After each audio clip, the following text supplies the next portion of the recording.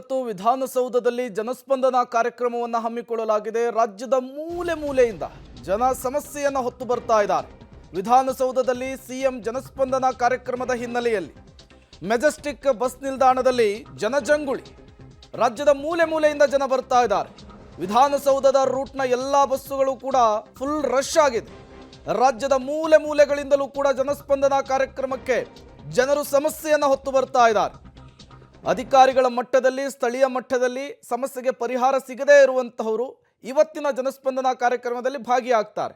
ತಮ್ಮ ಸಮಸ್ಯೆಗಳನ್ನು, ತಮ್ಮ ಕಷ್ಟಗಳನ್ನು ಸಿಎಂ ಸಿದ್ದರಾಮಯ್ಯನವರ ಎದುರು ಹೇಳಿಕೊಳ್ತಾರೆ. ಒಂದಿಷ್ಟು ಸಮಸ್ಯೆಗಳಿಗೆ ಆನ್ ಸ್ಪಾಟಲ್ಲೇ ಪರಿಹಾರ ಕಲ್ಪಿಸಿಕೊಡುವಂತಹ ಕೆಲಸವನ್ನು ಕೂಡ ಸಿಎಂ ಸಿದ್ದರಾಮಯ್ಯನವರು ಮಾಡ್ತಾರೆ. ನೀವು ಕೂಡ ವಿಜುವಲ್ಸನ್ನು ಗಮನಿಸ್ತಾ ಇದ್ದೀರಿ. ಮಹಿಳೆಯರು, ಮಕ್ಕಳು, ವೃದ್ಧರು ಎಲ್ಲರೂ ಕೂಡ ರಾಜ್ಯದ ಮೂಲೆ ಮೂಲೆಯಿಂದ ಇವತ್ತು ಬೆಂಗಳೂರಿಗೆ ಆಗಮಿಸ್ತಾ ಇರುವಂತಹದ್ದು. ಕಾರಣ ಜನಸ್ಪಂದನ ಕಾರ್ಯಕ್ರಮ ಇದೆ. ವಿಧಾನಸೌಧನ ರೂಟ್ನ ಬಸ್ಸುಗಳು ಎಲ್ಲವೂ ಕೂಡ ಫುಲ್ ರಶ್ ಆಗಿರುವಂಥದ್ದು. ಮತ್ತಷ್ಟು ಡೀಟೇಲ್ಸ್ ಅನ್ನು ಕೊಡ್ತಾರೆ ನಮ್ಮ ಪ್ರತಿನಿಧಿ ಮಾದೇಶ್, ನೇರ ಸಂಪರ್ಕದಲ್ಲಿ ಜಾಯಿನ್ ಆಗಿದ್ದಾರೆ. ಮಾದೇಶ್, ಇವತ್ತು ಜನಸ್ಪಂದನ ಕಾರ್ಯಕ್ರಮ, ರಾಜ್ಯದ ಮೂಲೆ ಮೂಲೆಯಿಂದ ಜನ ಬರ್ತಾ ಇದ್ದಾರೆ. ಮೆಜೆಸ್ಟಿಕ್ನಲ್ಲಿ ಜನಜಂಗುಳಿ ಹೇಗಿದೆ? ಜನಸ್ಪಂದನ ಕಾರ್ಯಕ್ರಮಕ್ಕೆ ಬಂದಂತಹ ಜನರನ್ನು ಮಾತನಾಡಿಸುವಂತಹ ಪ್ರಯತ್ನ ಮಾಡಬಹುದಾ ಅಂತ ಹೇಳಿ ಮಾದೇಶ್?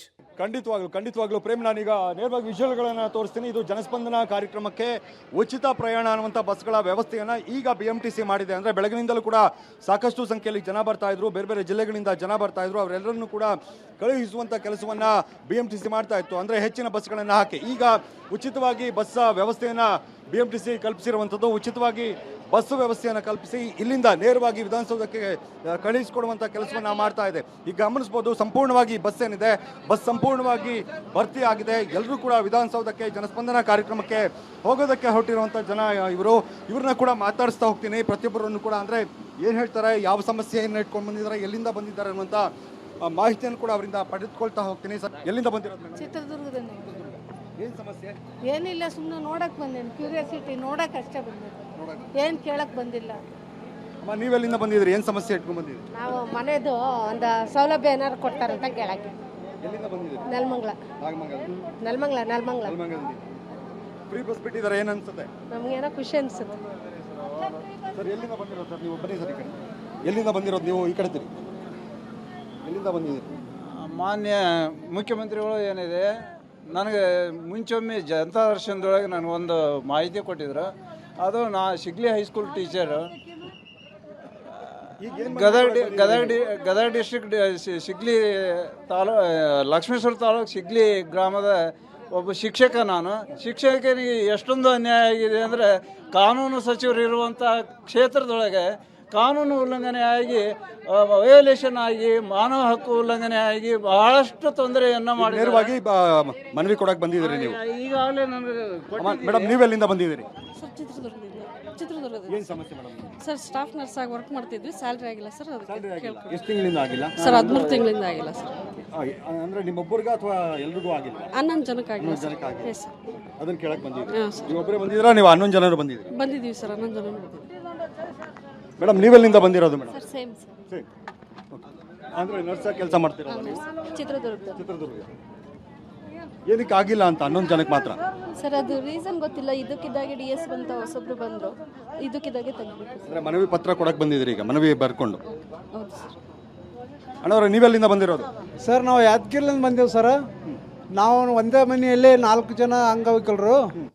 ನಮ್ಮ ಅನಂತಮ್ಮ, ಶಾರದಮ್ಮ ಅಂತ ಇಬ್ಬರು ಹೆಣ್ಮಕ್ಳು. ಅವರು ಬ್ಲೈಂಡ್ ಸರ್. ಶಾರದಮ್ಮ ಡಿಗ್ರಿ ಮುಗಿಸ್ಯಾಳ, ಕೃಷಿ ಮುಗಿಸ್ಯಾಳ್ರಿ. ಅದಕ್ಕಾಗಿ ಏನನ್ನ ಶಿಕ್ಷಣ ಸರ್ ಕಡ್ಲಿಂದ ಏನೋ ಒಂದು ನೌಕರಿ ಸಿಗ್ಬಹುದು ಅಂತ ಬಂದೀವಿ. ಈಗ ನಾವು ಅನ್ಕರ ಮೊದಲೇ ಬ್ಲೈಂಡ್ ರೀ, ನಮಗೇನು ಸಿಕ್ಕಿಲ್ಲ ಗೌರ್ಮೆಂಟ್ ಕಡ್ಲಿಂದ. ಅಲ್ಲಿಂದ ಇಲ್ಲಿಗೆ ಒಂದು ಮನೆ ಸಿಕ್ಕಿಲ್ಲ, ಗೌರ್ಮೆಂಟ್ ಲೋನ್ ಸಿಕ್ಕಿಲ್ಲ, ಏನು ಸಿಕ್ಕಿಲ್ಲ. ಅದಕ್ಕೆ ಈಗ ನಮ್ಮ ಹುಡುಗರು ಓದ್ಕೊಂಡವಲ್ಲ, ಏನೋ ಒಂದು ಅದೇಗೋಸ್ಕರವಾಗಿ ಬಂದೀವಿ ಸರ್.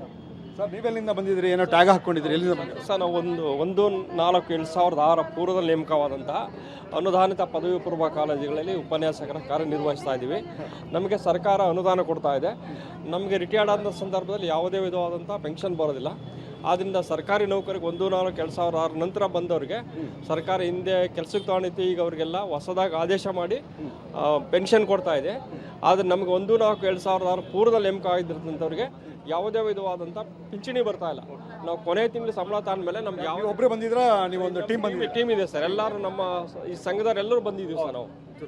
ಸರ್ ನೀವೆಲ್ಲಿಂದ ಬಂದಿದ್ದೀರಿ? ಬೀದರಿಂದ ಬಂದೇವ್ ಸರ್. ನಮ್ಮ ಎಸ್ ಟಿ ಗೊಂಡ ಸರ್ಟಿಫಿಕೇಟ್ ಕೊಡಂದ್ರೆ ಕಾಸು ಕೇಳ್ತಿದ್ದಾರೆ ಸರ್. 10,000 ಯಾರು 5,000 ಕೊಡಂದ್ರೆ ಕೊಡೋಂಟ್ರಿ. ನಮ್ಮ ಕಾಸ್ಟ್ ನಮಗೆ ಕೊಡೋಂಟ್ರಿ ಸರ್. ಈ ಬೇರೆ ಯಾವ್ದು ಕೊಡ್ತಾರೆ ಸರ್? ಅದಕ್ಕೆ ನಾವು ಇಲ್ಲಿ ಸರ್ ಸೇಮ್ ಹತ್ತಿರ ಹೇಳೋದು ಬಂದೀವಿ ಸರ್. ಅಜ್ಜವ್ರೆ ನೀವೆಲ್ಲಿಂದ ಬಂದಿರೋದು? ನಾವು ದೇವದಾದಿಂದ ಬಂದೇನ್ರಿ, ಬಾಗಲಕೋಟೆ ಜಿಲ್ಲಾ ರೀ. ನೋಡಿ ಓಕೆ, ಸಮಸ್ಯೆ ನಾವು ಕುಮಾರಸ್ವಾಮಿ ತಾಲೂಕು ಮಾಡಿ 6-7 ವರ್ಷ ಆತು ರೀ. ನಾವು ಅರ್ಜಿ ಕೊಟ್ಟು ಬ್ಯಾಸರಿ ಬಂದ್ರಿ, ನಮ್ಮ ಕೆಲಸ ಆಗ್ಬಾತ್ರಿ. ಅದು ಸಿ ಎಮ್ಗೆ ನಾವು ಮನೆಗೂ ಕೊಡಕ್ಕೆ ಬಂದಿದ್ರಿ ಸರ್. ಓಕೆ, ಏನ್ರಿ ದಯಮಾಡಿ ಮಾಡಿ ಸಾಹೇಬ್ರ ಹೇಳಕ್ಕೆ ಬಂದಿದ್ರಿ. ಓಕೆ, ಪ್ರೇಮ್ ಕುಮಾರ್, ಇದು ಜನ ಹೇಳ್ತಾ ಇರುವಂಥದ್ದು ಅಂದರೆ ರಾಜ್ಯದ ಮೂಲೆ ಮೂಲೆಯಿಂದಲೂ ಕೂಡ ಜನಸ್ಪಂದನ ಕಾರ್ಯಕ್ರಮಕ್ಕೆ ಬಂದು CMಗೆ ನೇರವಾಗಿ ನಾವು ಮನವಿಯನ್ನು ಮಾಡುವಂಥದ್ದು. ನಮ್ಮ ಕಷ್ಟ ಏನಿದೆ, ನಮ್ಮ ಸಮಸ್ಯೆ ಏನಿದೆ, ಅದಕ್ಕೆ ಪರಿಹಾರವನ್ನು ಕಂಡುಕೊಳ್ಬೇಕು ಅನ್ನುವಂಥ ದೃಷ್ಟಿಯಿಂದ ದೂರದ ಊರುಗಳಿಂದ ಬಂದಿದ್ದಾರೆ. ಈಗ ಉಚಿತ ಪ್ರಯಾಣದ ವ್ಯವಸ್ಥೆಯನ್ನು BMTC ಮಾಡಿದೆ. ಉಚಿತ ಬಸ್ನಲ್ಲಿ ಈಗ ಪ್ರಯಾಣವನ್ನು ಜನ ಮಾಡ್ತಾ ಇರುವಂಥದ್ದು ವಿಧಾನಸೌಧದ ಕಡೆಗೆ. Prem Kumar, okay, thank you Mahadesh Anekal ತಮ್ಮೆಲ್ಲ ಮಾಹಿತಿಗಾಗಿ. ಒಂದು ಕಾರ್ಯಕ್ರಮ, ನೂರಾರು ಸಮಸ್ಯೆಗಳನ್ನು ಹೊತ್ತು ರಾಜ್ಯದ ಮೂಲೆ ಮೂಲೆಯಿಂದ ಜನ ಬರ್ತಾ ಇದ್ದಾರೆ. ರಾಜ್ಯದ ಮುಖ್ಯಮಂತ್ರಿಗಳು ನಮ್ಮ ಸಮಸ್ಯೆಗೆ ಪರಿಹಾರವನ್ನು ಕಲ್ಪಿಸಿಕೊಡ್ತಾರೆ, ನಮ್ಮ ಸಮಸ್ಯೆಗೆ ಪರಿಹಾರವನ್ನು ಕಂಡುಕೊಳ್ತಾರೆ ಅನ್ನುವಂತಹ ನಿಟ್ಟಿನಲ್ಲಿ ಜನರು ಈಗ ಧಾವಿಸ್ತಾ ಇರುವಂತಹದ್ದು ವಿಧಾನಸೌಧದತ್ತ.